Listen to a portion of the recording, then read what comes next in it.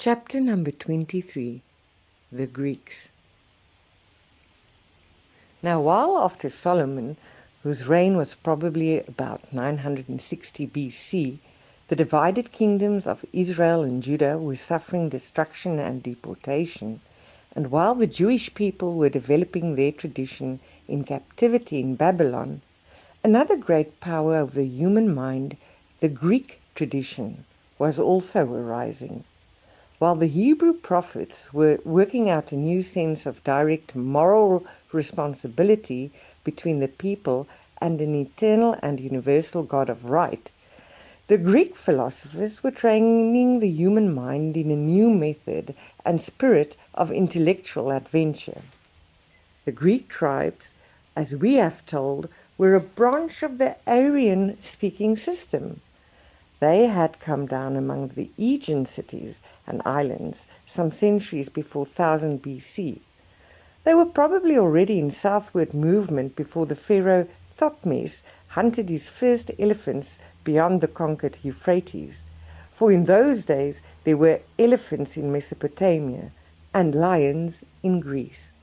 It is possible that it was a Greek raid that burnt Knossos, but there are no Greek legends of such a victory, though there are stories of Minos and his palace, the labyrinth, and of the skill of the Cretan artificers.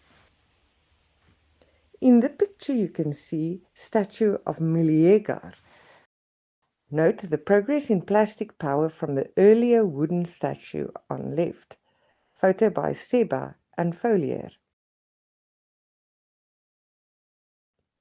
Like most of the Aryans, these Greeks had singers and reciters whose performances were an important social link, and these handed down from the barbaric beginnings of the people two great epics, the Iliad, telling how a league of Greek tribes besieged and took and sacked the town of Troy in Asia Minor, and the Odyssey, being a long adventure story of the return of the sage captain Odysseus from Troy to his own island.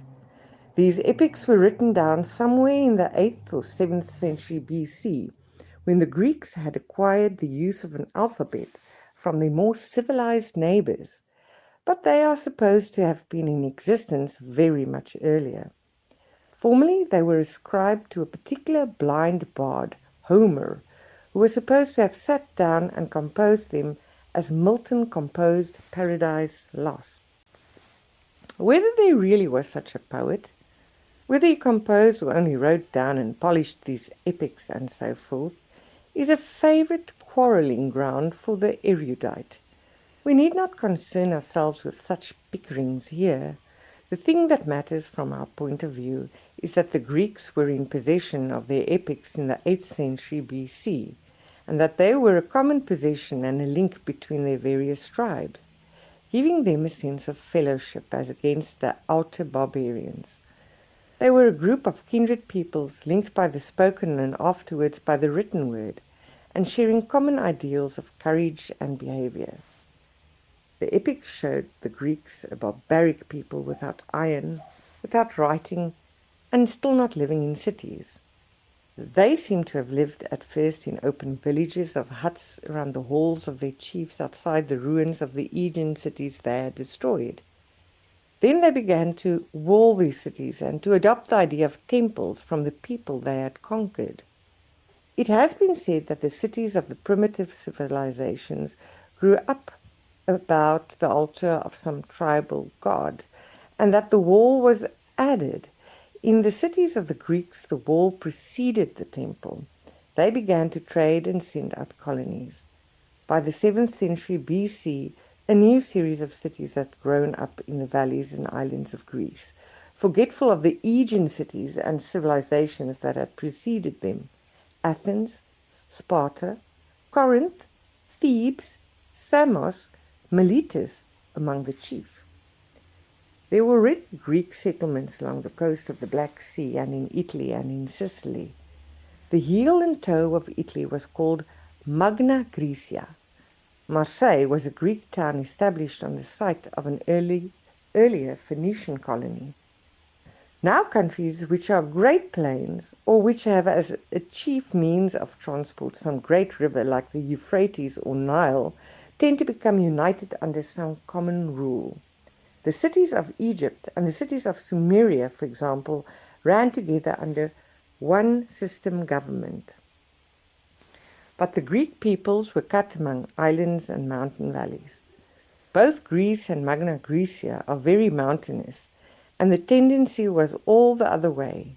When the Greeks come into history, they are divided up into a number of little states which showed no signs of coalescence. They are differently even in race. Some consist chiefly of citizens of this or that Greek tribe, Ionic, Aeolian, or Doric. Some have a mingled population of Greeks and descendants of the pre-Greek Mediterranean folk. Some have an unmixed free citizenship of Greeks, lording it over an enslaved, conquered population, like the Helots in Sparta. In some, the old leaderly Aryan families have become a close aristocracy. In some, there is a democracy of all the Aryan citizens. In some, there are elected or even hereditary kings. In some, usurpers or tyrants.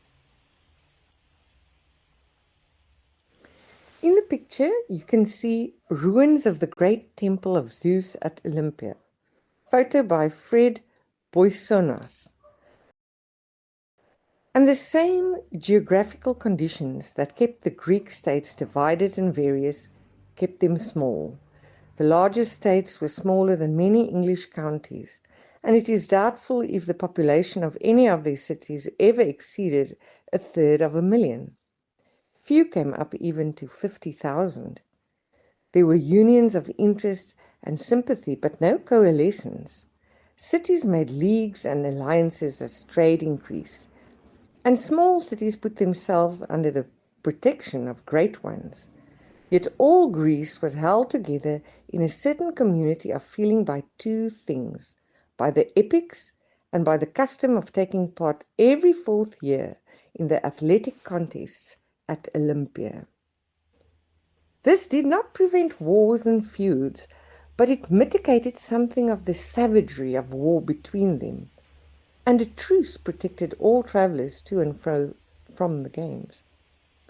As time went on, the sentiment of a common heritage grew, and the number of states participating in the Olympic Games increased, until at last not only Greeks, but competitors from the closely kindred countries of Epirus and Macedonia to the north were admitted.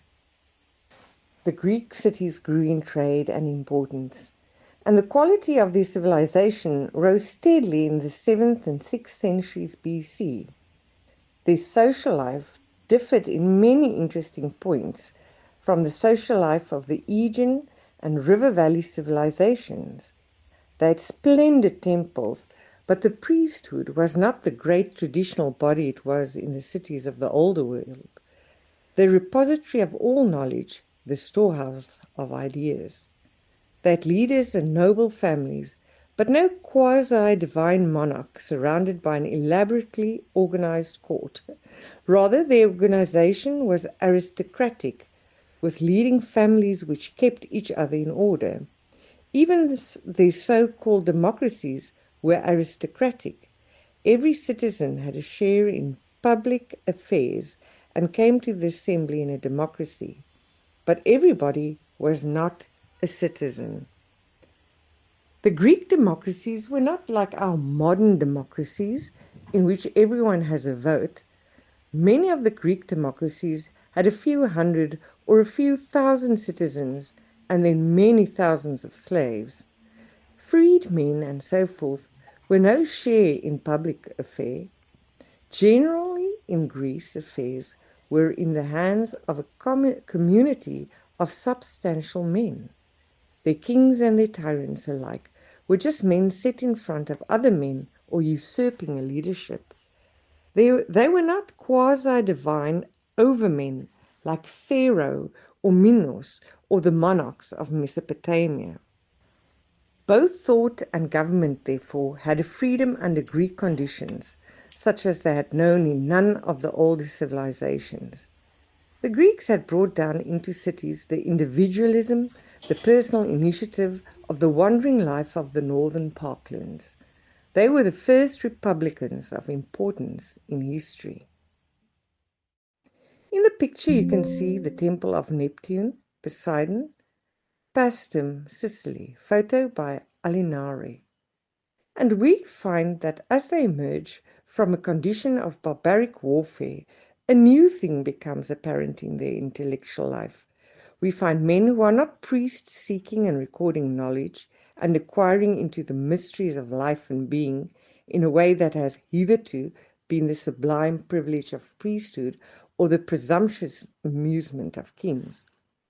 We find already in the 6th century BC, perhaps while Isaiah was still prophesying in Babylon, such men as Thales and Anaximander of Miletus and Heraclitus of Ephesus, who were what we should now call independent gentlemen, giving their minds to shrewd questionings of the world in which we live, asking what real nature was, whence it came, and what its destiny might be, and refusing all ready-made or evasive answers.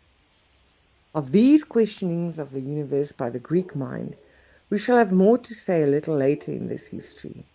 These Greek inquirers, who begin to be remarkable in the 6th century BC, are the first philosophers, the first wisdom lovers in the world. And it may be noted here how important a century this 6th century BC was in the history of humanity. For not only were these Greek philosophers beginning the research for clear ideas about the universe and man's place in it, and Isaiah carrying Jewish prophecy to its sublimest levels, but as we shall tell later, Gautama Buddha was then teaching in India, and Confucius and Lao Tse in China. From Athens to the Pacific, the human mind was astir.